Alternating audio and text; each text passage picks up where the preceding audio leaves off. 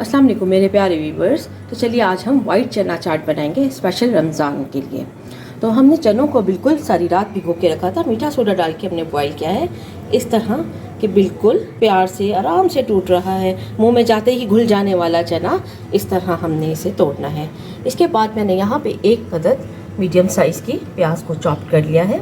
टमाटर को बीज निकाल के मैंने बिल्कुल बारीक कट कर लिया है।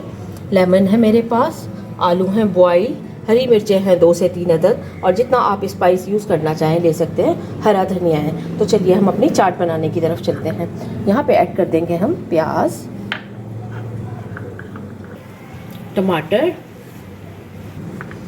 हरी मिर्ची, यहाँ बॉईल वाले आलू ऐड कर दूँगी। अब हरा धनिया डाल रही हूँ मैं इसमें। यहाँ पे चाट मसाला ऐड कर रही हूँ मैं।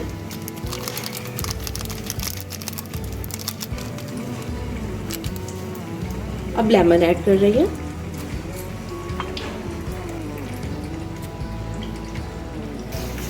चना चाट बिल्कुल परफेक्टली रेडी है हमारी।